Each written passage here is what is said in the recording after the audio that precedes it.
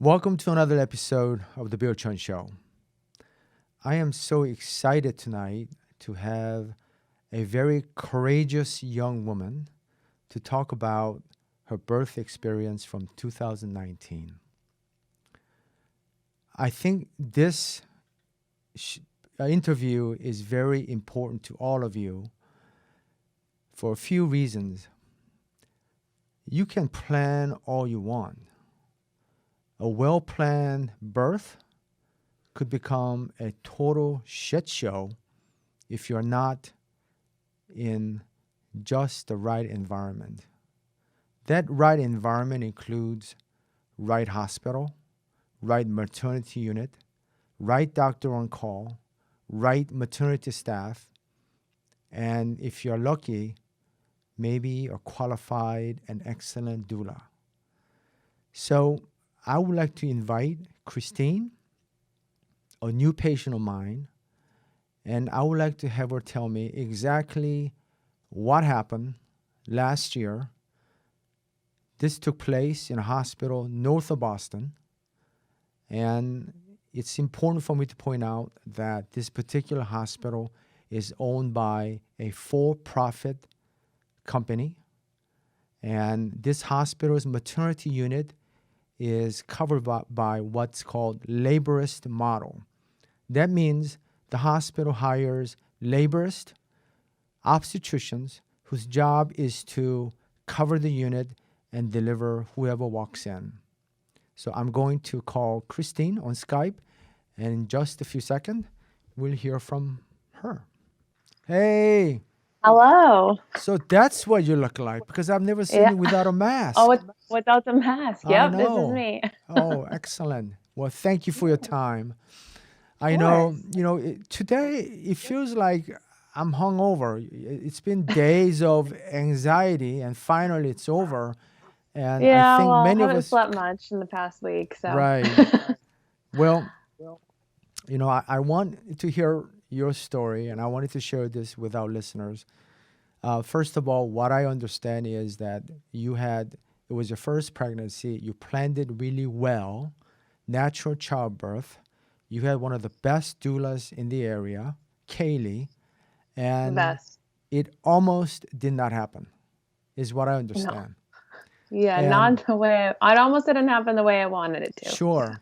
So just walking back, first of all, this took place north of Boston, and I just pointed out that the hospital is owned by a for-profit entity. That's number one. And this Hmm. laborist model, which some people are not familiar with. So at Winchester Hospital, we all have either as an individual or with a call group, we deliver our own patients. With a laborist model, what happens is you have a group of doctors who work for the hospital, and they in turn deliver whoever walks in, regardless of where your prenatal care was. And since this laborist model took place a few years ago, it's not clear as to if this model is working in terms of lowering cesarean section or other factors. But most importantly, I'm not sure if it's the right model for everyone. So if you could take us through, let's start with your prenatal care. Was Sure. Tell us about your prenatal care. Well, I mean, I guess I could start with this was not exactly a planned pregnancy. I mean, Mm-hmm. we wanted children, but as far as like timing, it was a bit of a surprise. So I really threw myself into research and education, just about the pregnancy and labor process. But I had been with an OB, I think maybe like 4 years or Mm-hmm. something. The office is like 2 minutes from my house. They had the ultrasound machine in there, so for convenience purposes, this was great. And then I was delivering really close to home too, so all of those factors sort of seemed like they checked all the right boxes for me there. Um, my prenatal care was good. I mean, the office was efficient. Everyone that worked there was lovely. I didn't see the doctor too often. I saw NPs pretty often, because I was considered just like a very standard pregnancy. Mm-hmm. So I did feel like because I was so standard,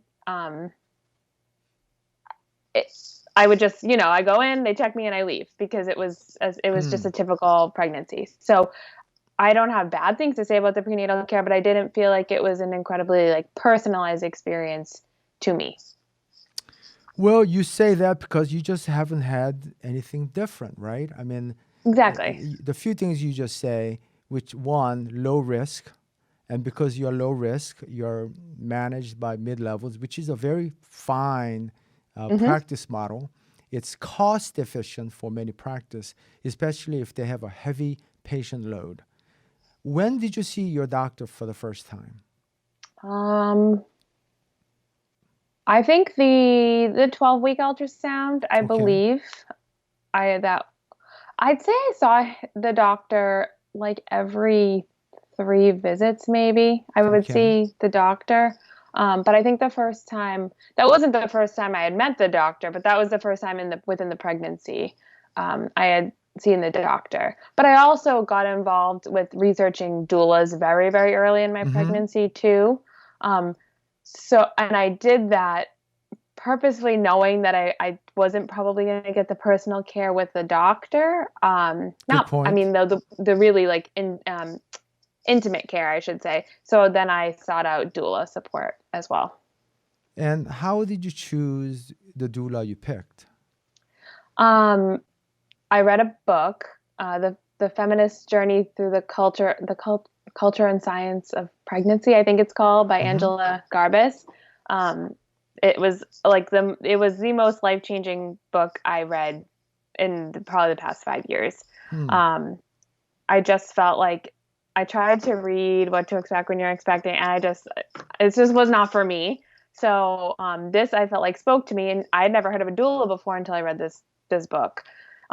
So after that, I just quite literally Googled doulas near me, and I picked one that had great ratings.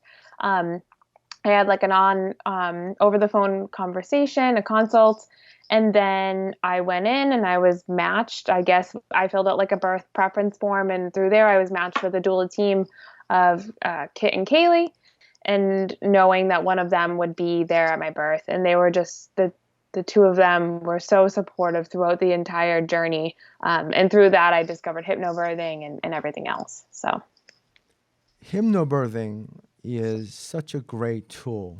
You agree? it was um, besides the doula support, hypnobirthing was the reason why I was able to give birth the way I could give birth and under the circumstances. I credit hypnobirthing and my like diligent practice of it, because I think like reading the book and attending the classes is one thing, but really the you have to be invested in it, and the constant practice ahead of birth I think was Mm-hmm. why I was able to have the experience that I had. From what I heard, you could have done a home birth using that hypnobirthing and a doula, I think, right?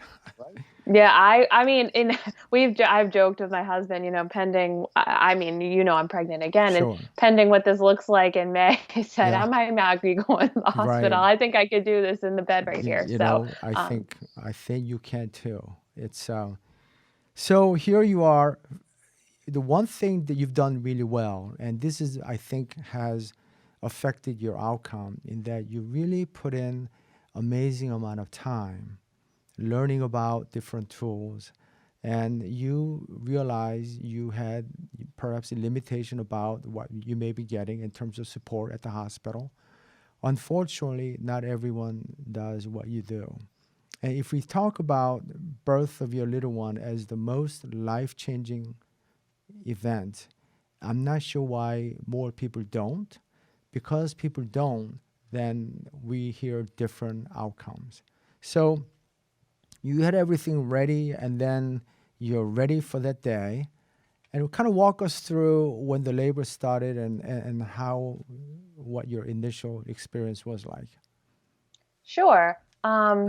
So I had been practicing like nightly meditations to fall asleep, and I just was really feeling like, as it was approaching, I felt ready, but I also didn't feel like, I mean, my body, I was ready, but I didn't mentally feel like this needs to happen. I wasn't too anxious towards the end. So the it was a Sunday morning, and I woke up. I just felt like a little crampy, but I don't know. It wasn't very painful. It wasn't really painful at all. It's just like some discomfort. My husband said, oh, I'm gonna go to the gym. I'm like, yeah, go to the gym. It's fine. I'm fine. It was the day after my due date. So I was due on Saturday. This is the day after. So he went to the gym and I went to use the restroom and noticed what I presumed to be like the mucus plug in the toilet. So I texted my doulas a picture because they said, text us anything, and I took that very literally.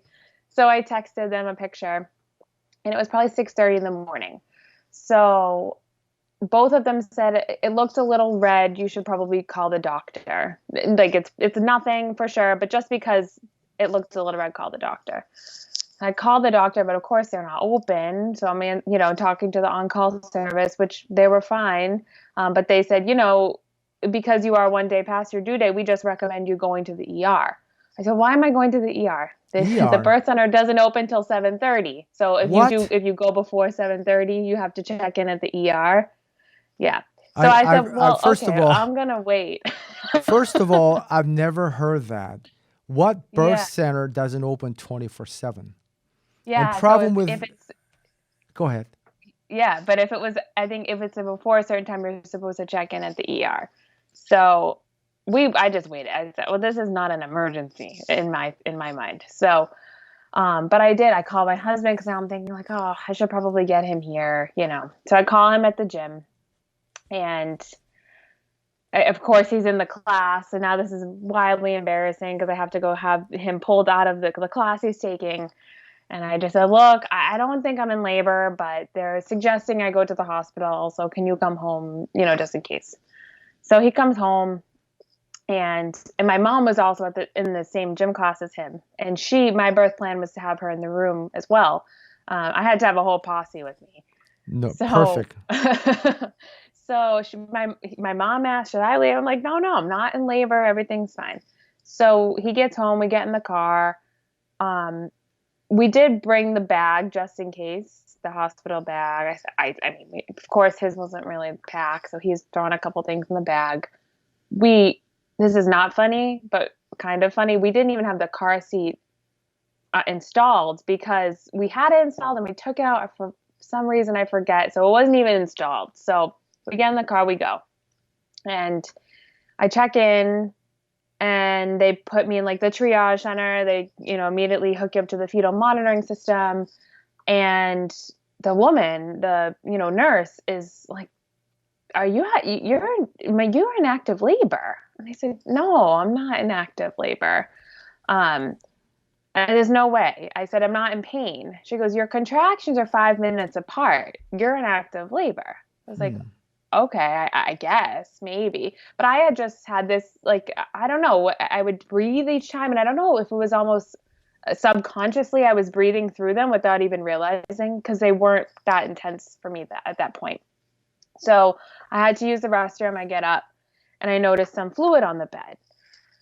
So I just pointed it out to the nurse and I just said, I'm going to use the restroom. I just want to let you know I see a little fluid on the bed. And she was like, did your water break?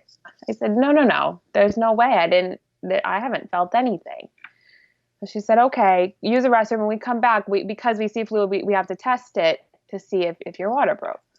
So now I'm like this, and in my mind, I'm not in labor. So I just want to get home. I want to get home. I texted Kit and Kaylee, said, hey guys, I'm like at the hospital, but I'm definitely not in labor. Don't worry. So I come out and they test me, or I should say they test the fluid to see what it is. And in the meantime, they wanted to send me down for ultrasound just because of the little bit of blood that I had noticed in the toilet. So they get me in a wheelchair. Again, I think this is all wildly unnecessary that I have to have a wheelchair to go down to ultrasound. But my husband comes with me, and as the woman is pushing me, now I start to feel a little crampy. And I'm like, oh, okay. And it felt like the ultrasound room could not have been further from the birth center. I felt like it was a long journey to get there.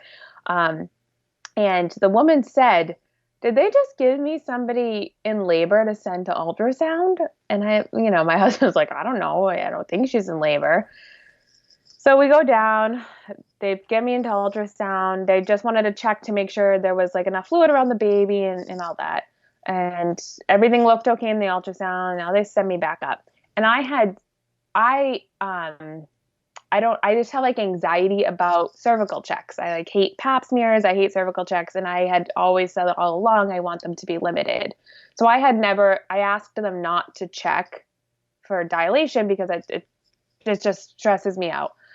So when we got back up there, I'm like thinking I'm going home. And they told me that my water broke when they tested the fluid. And I was like, my water did not break. And they said, your water broke.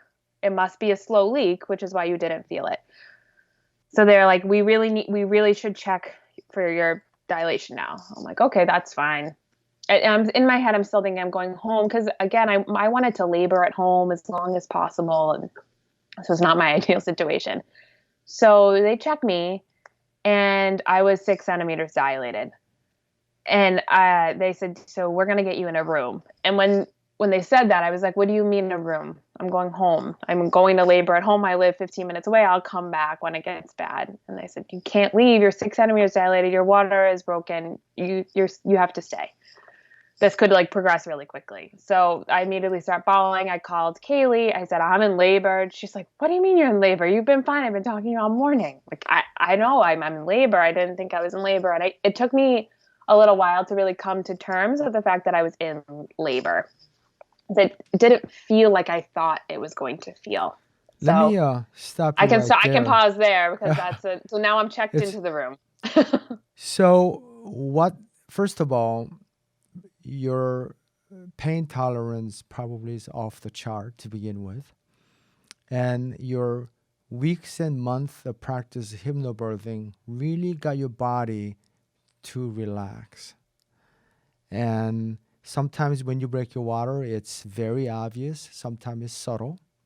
Um, what was your groupie strep status at this time? Do you know? I think I was fine. I didn't need You didn't the need antibiotic. antibiotic. No. Nope. And it's very unusual for us to get an ultrasound during this part of evaluation. There's really no place. So if one is worried about blood, hence bleeding, it's enough to get an ultrasound. Only reason for that is maybe abruption of placenta or premature separation of placenta, which is not usually diagnosed with an ultrasound unless it's very obvious. So you haven't seen a doctor yet. I don't think so. I don't think I had seen a doctor yet. Or maybe they do have labor doctors Mm-hmm. working behind the desk. Mm-hmm. Like they have the doctors that work in the practices that are affiliated with the hospital, and then they also have a group of doctors that just work in the hospital. Laborist. And they don't, yes. So I might have spoken to one of them behind the desk. I think it's all kind of a blur because I truly thought I was going home. So it took the processing and who I spoke to, and everyone wears scrubs, so it's sometimes hard to know Sure. who you're speaking to. So maybe, but I don't remember. Not enough for it to be memorable. So you are 6 centimeter, contracting regularly, and this is where we say you are in active phase of labor, and you did break your water, and reasonable to stay put. And you had always intended to go through NCB or natural childbirth, labor and delivery without any medication, right?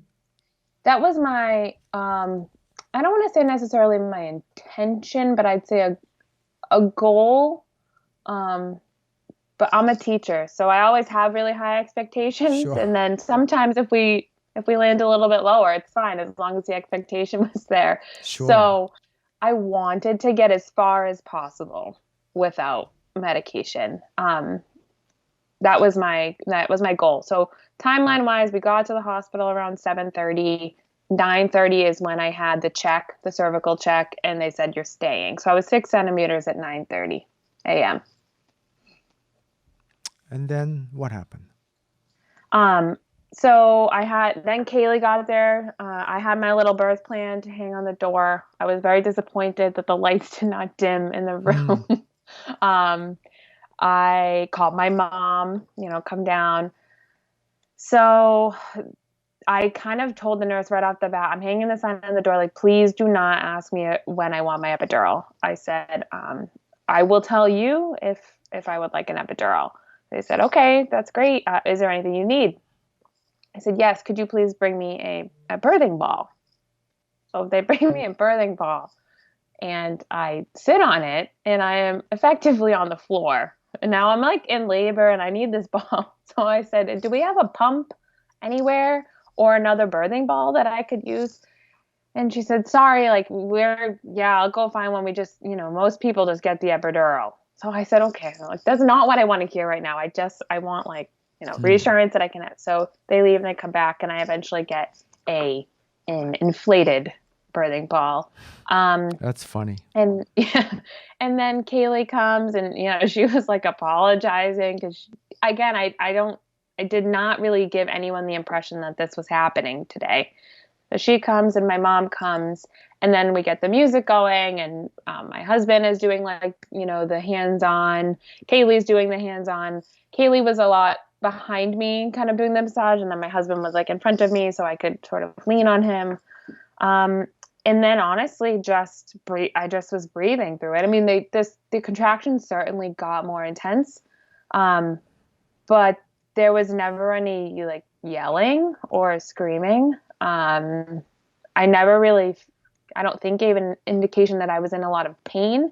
It was just more intensifying of a feeling, is the best way I can describe it. A lot of cold cloths and that was from about 9:30 until around 1. I just want to let you know at Winchester Hospital, our lights do dim. Thank you. Good. And we I'm have bunch excited of for you. balls, tons of balls, so you never have to worry about Right. that. So we are two things ahead of that hospital. Perfect. So you progressed. Yeah. And now it's 1 p.m. and it's kickoff for the Patriots like funny enough. And we turned it on for 1 second because it was the first game that Antonio Brown was starting, the first and only Mm. game that Antonio Brown started. So we turned it on real quick. My husband watched kickoff, and then we shut it off. Um, and they said, all right, do you mind if we do a cervical check? So I said, sure. And they checked, and I was 10 centimeters by 1 o'clock. And that exam was done by whom? That exam was done by the doctor. Doctor on call. Doctor, Yes, the the on-call laborist. doctor. It was not my prenatal care doctor. It was just the on-call. So you have never met this person before? No, Okay. they did not introduce themselves to me. They did not say I will be most likely delivering your baby. They just kind of came in and checked and then left. And then Without any discussion about how to proceed. no, they sent a nurse in to tell me what was going to happen next. So, one of the tenets of hypnobirthing, I mean, I'm sure that obviously, is that your body will feel the urge to push. And that you can kind of, the most unnatural ways to sort of push is, on your back with feet in the air. But you will feel the urge to push, not to force it. So the doctor left and the nurse came in and said, okay, you're 10 centimeters, it's go time. Let's get ready to push. I was just like, push what? Like, I don't feel anything. I'm not ready.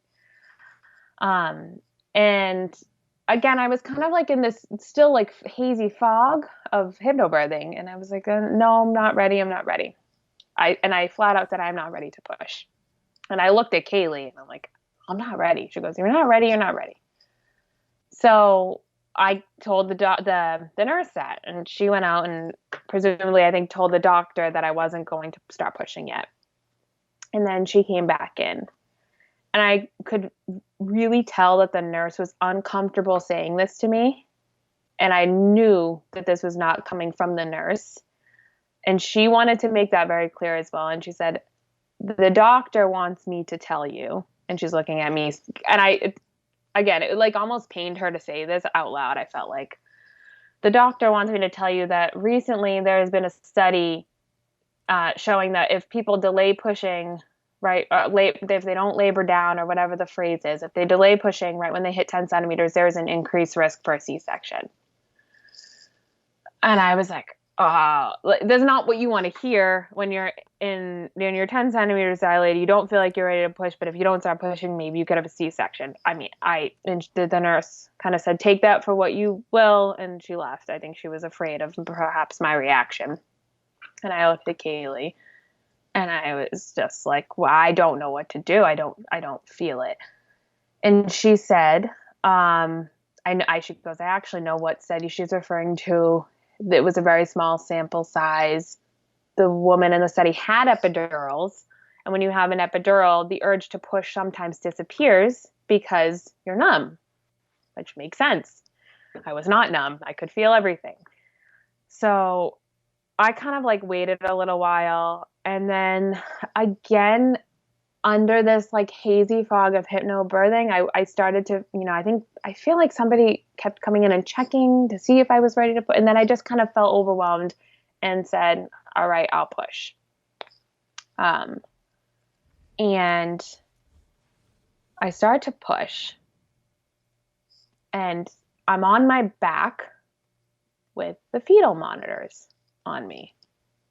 And I'm like, why am I on my back with the fetal monitors on me? This was the whole reason why I did not want the epidural, was so that I could get up, move around, and feel myself. But this doctor was comfortable delivering that way, and also made a couple comments about the baby's heart rate dropping, that Kaylee was also watching the monitor. And I mean, I know I could have turned my head over and looked, as you can tell easily on the monitor, and it wasn't. The heart rate was not dropping, like not enough for it. It rises and drops based on the contractions, right? That's how it works. But it was not an alarming amount. So I'm pushing, and I just know I'm not making any progress. I don't even know how to push because I don't feel what to even push. And then I'm getting like sort of nauseous. I had to vomit. I was sweating. And then I think something clicked, and I realized that nobody is making me push. Like, I'm in control of my own body. And I remember looking at the nurse and saying, I'm going to sit this contraction out. I'm not going to push. Because what are they going to do? So That's right. That happened quite a few times. And I was just like, I'm taking a break this contraction. I'm not pushing.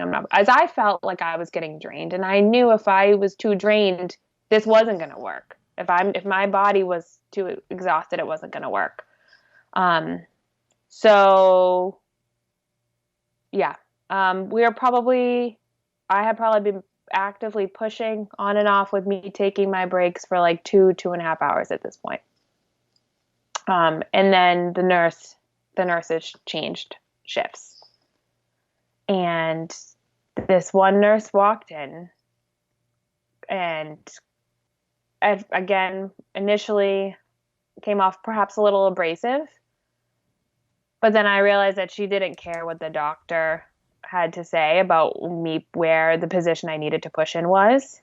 And she looked at me and she said, get out of bed. I'm looking at her. I'm like, now I can't get out of bed. And she like gets right in my face and she's like, get up. You're getting up. And even like Kaylee, my mom, my husband were all kind of like, I don't know what to, and she said, Christine, get up. I'm like, okay. And I get up. She helps me over to the restroom, and she says, you're going to do a couple rounds of contractions on this toilet. And and I said, the doctor wants me hooked up to the fetal monitor. She's like, nope, sit down. Just doesn't matter. You're fine. The baby's fine. You can walk. You're going to walk. And again, this was like my plan all along, was to labor how I wanted. And once I was able to get up and sit on the toilet, I think I went through like maybe 3 or 4 rounds of contractions and it just felt so natural. I felt like, okay, now I know, I can feel it. I know what I'm doing. And then she's like, okay, so now we have to get out of here because we can't deliver on the toilet. So at that point there, it was great. Like her and Kaylee had me like trying all different positions, like leaning over the bed, leaning over the side of the bed, hopping onto the bed on all fours. And I just felt like I was making like so much progress at that point. Um, and then they're like, Ray, we can see the hair crowning, or it, because we didn't know the sex at that point. And they're like, we have to like get the doctor in here, whatever. So now my daughter was quite literally coming out, and they're like, wait, we have to stop. I have to get the doctor's coming. The doctor's coming. I'm like, I can't at this point. I can't stop. There's no stopping. They're like, stop. She needs a chair. She needs. And now the doctor's like getting everything set up in the room, and this baby's coming out of me. Again, the doctor doesn't say hi, doesn't say I'm here to deliver. There's nothing. There's zero dialogue or exchange at all between the doctor and me, the doctor and my husband, nobody. I almost felt like she may have been a little put off with the fact that I had maybe a doula and my mom, and there was a lot of people, and maybe I had a couple demands that she maybe had been put off by. Or I shouldn't, the doctor had been put off by. So just, my daughter comes out, and it was quite excruciating that, ring of fire, whatever, that as she's coming out, that was painful. Because everyone asks me like, yeah, you did it unmedicated. What, did it hurt? And I said, yeah, at the end it hurt. I'm not a superhero. That hurt. So they put the baby on my chest, and for a good minute, I'm asking, what is it? What is it? Because I don't know the sex of my baby. And my husband thought he saw when she came out, but everyone was so afraid of this doctor and my mom said the same thing. No, Kaylee saw it too, but nobody felt like they could announce it because the doctor hadn't said anything. And she was ignoring me. I think I probably asked 6 times. And she's on me for a good minute. Finally, the doctor just like lifts the blanket and like very unceremoniously says, "It's a girl," puts the blanket down, and then goes back down there. And again, I don't need like a big hurrah moment, but perhaps slight enthusiasm with announcing this would have been nice, or just an immediate announcement. It doesn't take long to just look. So now, it's euphoric in that moment, and I don't want to drum it up too much because it's also a weird feeling. You don't really know how to feel. You have this living thing on you that you don't know yet, and it's a weird moment. And then I'm delivering the placenta, which I had discussed in my birth plan that I would get Pitocin for that to speed it along, and I was okay with that. So the nurses are pushing that. To me, again, I don't really even remember the delivery of the placenta. And now the doctor is down, down on my knees, and I'm wondering like what's going on.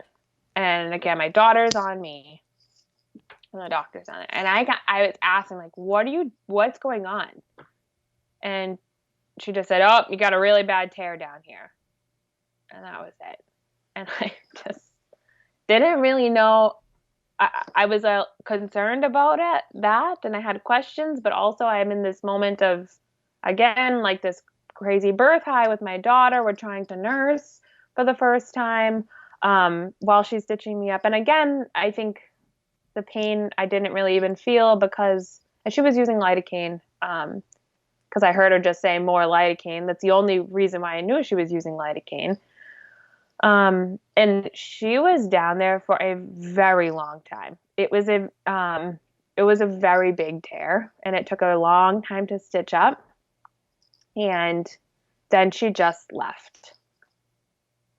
did not say anything about the tear, did not say like nice to meet you. And I don't, again, this was my first birth, so I don't know how that experience is supposed to go, but I felt like she was the doctor was incredibly cold, didn't want to be there. I did not feel was, I don't know, even an active part of the birthing process. I felt like the doctor caught the baby, stitched me up, and walked away. And it was like she was almost like forceful and yelling at me during the pushing too. She kept telling me to scooch forward, scooch forward, scooch forward. And my daughter was coming out at this point. Like to lift up my hips and move was impossible. And I was already feeling bitter because I did not want to deliver on my back. Or, I mean, I shouldn't say I didn't want to. I wanted to deliver where it felt natural. And I had felt like I had made so much progress with that one nurse that walked in. And, you know, I had Kaylee there, and she knew all those positions too, but we were told we could not get off of this bed and not get off of the monitors. So it was really discouraging then to like flip on my back, and the progress did slow down because I was on my back. So all in all, the pushing was 3.5 hours. And because I had done so much research, I knew I was under a clock. They'll let you push for a lot of hospitals will let you push for so long, and then you move to C-section, or you just are drained and you can't push anymore. So I made the mistake of watching that clock a lot. And when we were inching up on 3 hours, I was just like, I was very afraid of a C-section. I shouldn't say I was very afraid of C-section birth. I was very afraid of the recovery portion of C-section. So yeah, the pushing was 3.5 hours. And then the doctor just left. I asked a nurse the next day how bad the tear was, and she said a 2nd-degree tear. Whatever that means, I don't really. It was pretty bad, and it felt bad in the days and the weeks that followed. I'm no doctor or scientist, but I think the fact that I pushed for 3.5 hours probably has something to do with the amount of tearing that happened. The fact that I was not able to push in the position that felt natural to my body, I think had a lot to do with the tearing. My daughter, also wasn't tiny. I mean, she was 8'4". Her head was large. But our bodies aren't designed to just rip so violently like that. And again, I know this only because of the research I did ahead of time. However, the experience of birth, I thoroughly enjoyed and would do over and over and over and over again.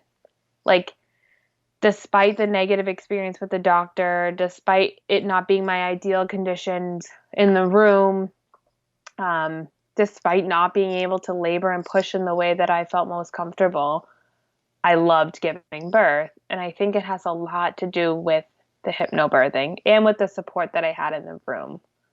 I hate being pregnant, full disclosure, so I won't do it, 10 times, but I really loved giving birth.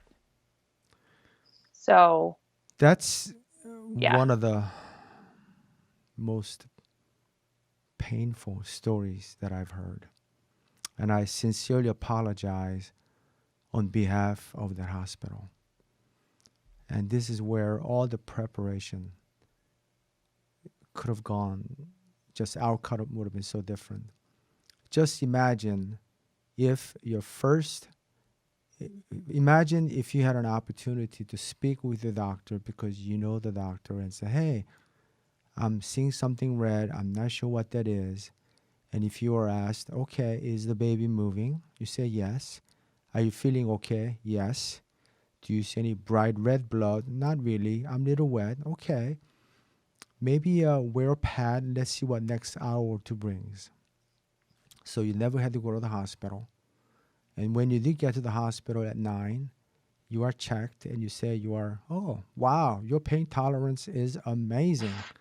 That must be all the hypnobirthing and exercise and whatnot. So you're 6.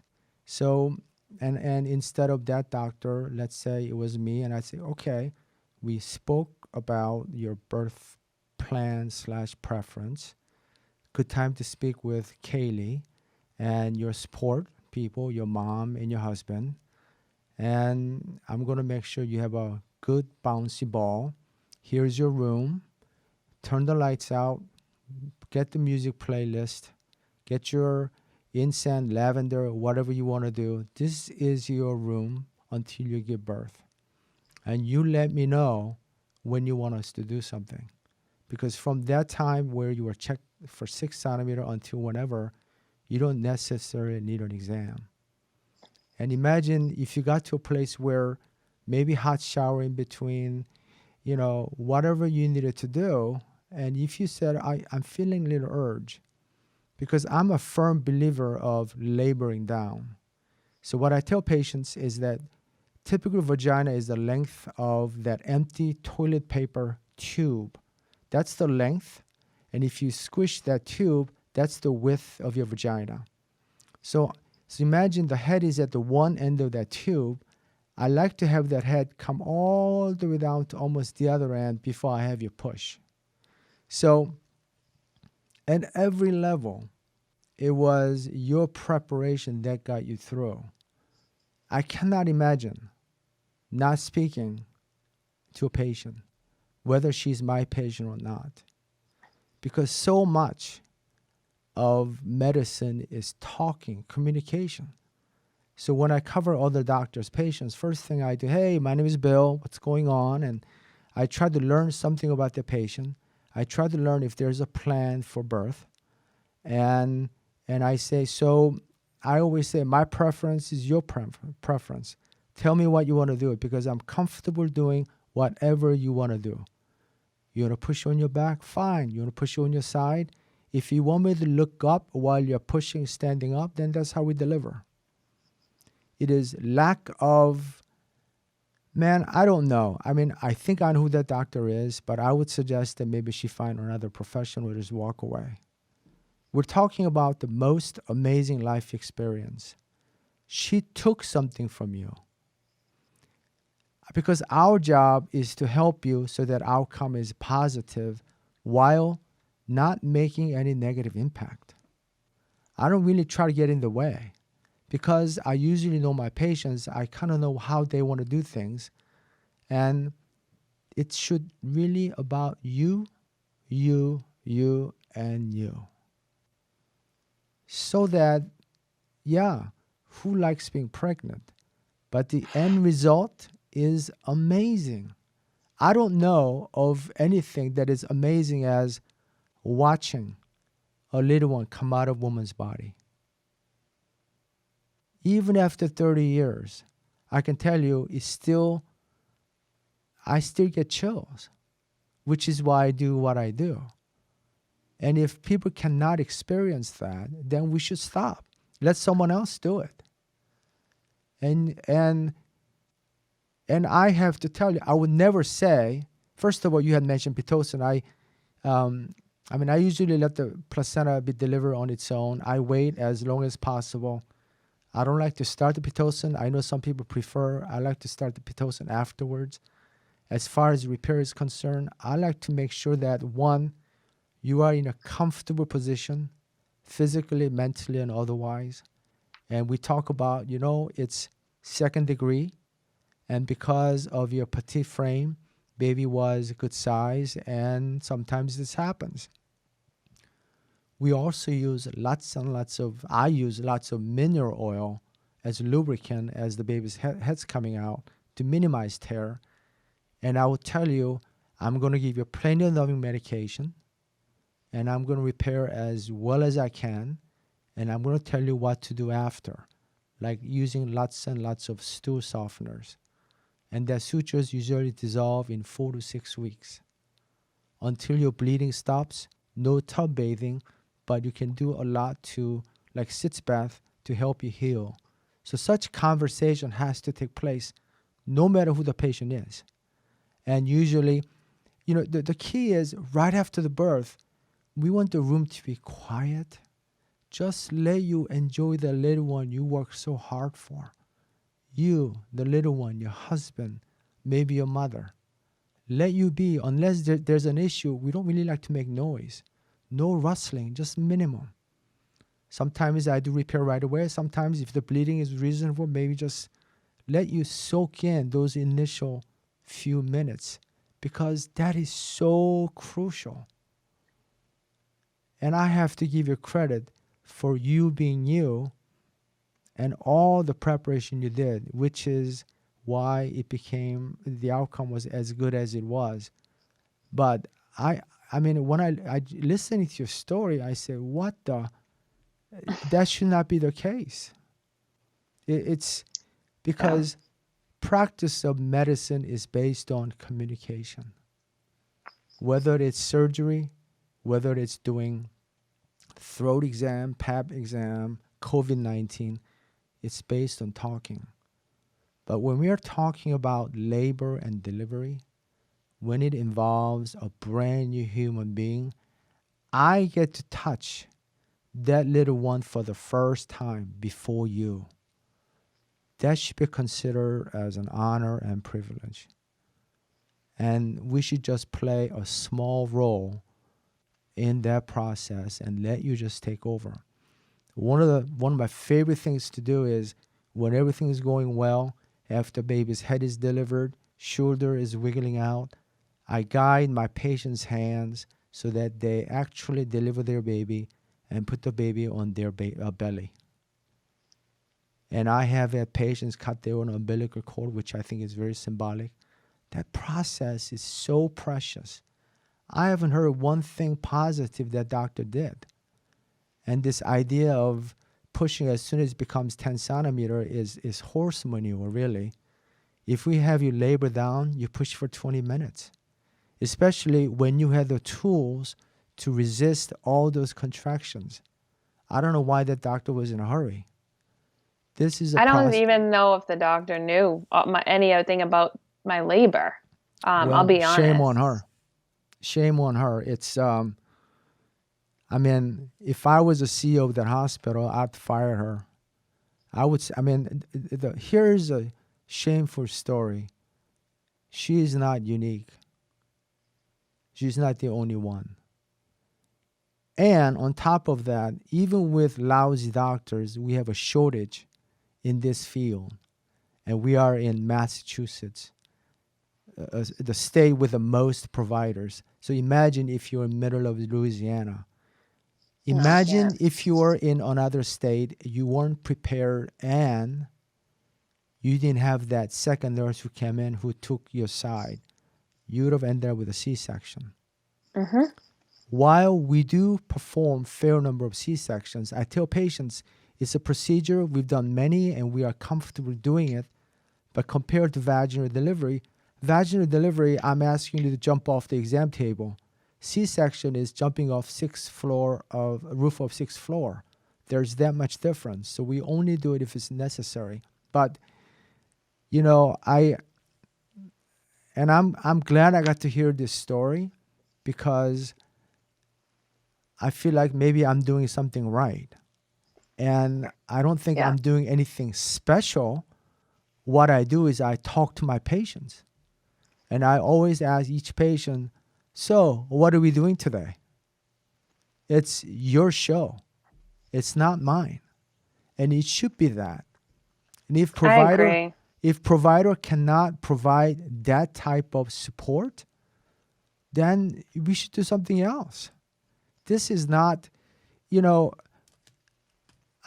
doctors, we get compensated enough, and it should really be having that passion.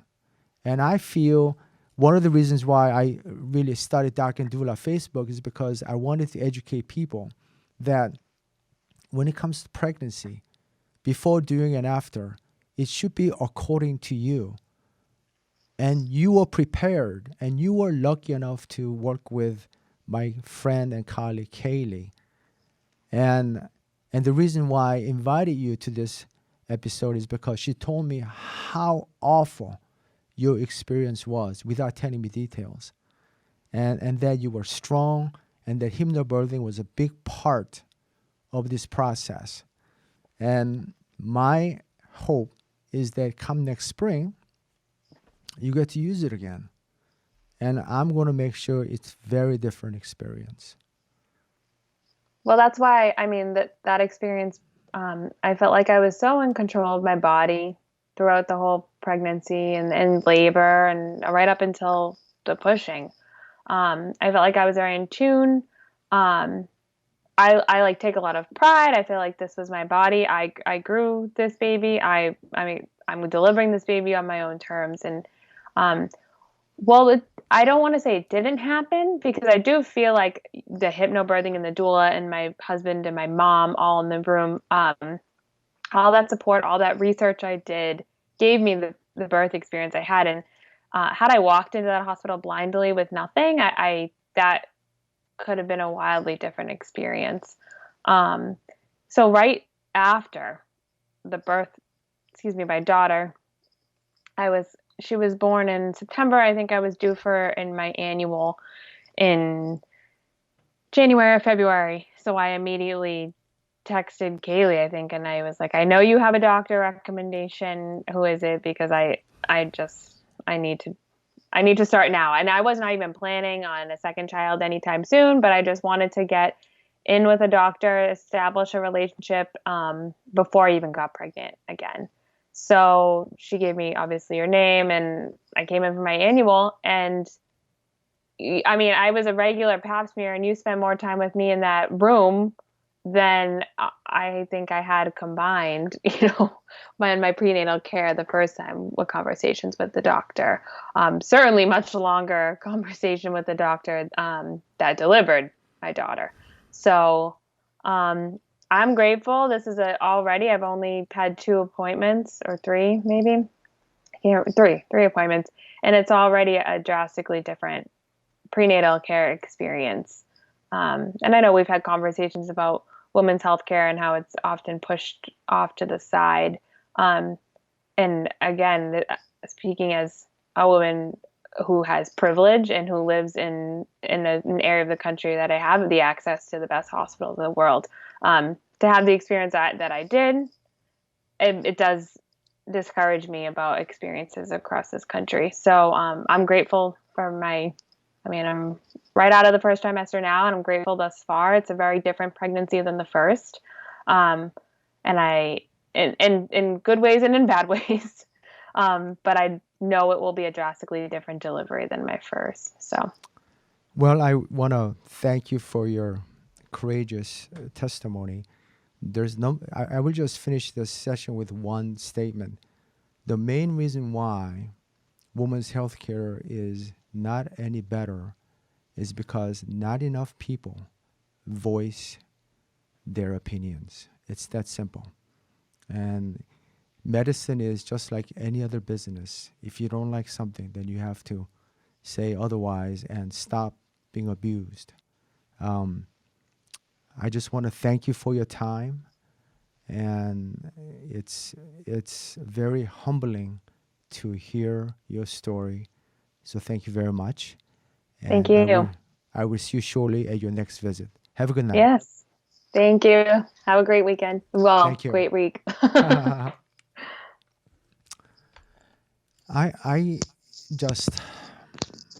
don't know where to start. At so many levels, her labor and delivery experience, it's a horror show.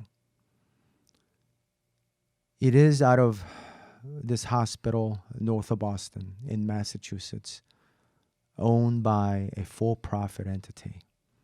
And if I'm the CEO of that hospital or of that for-profit entity, I would say, listen to this podcast because you have a big room for an improvement.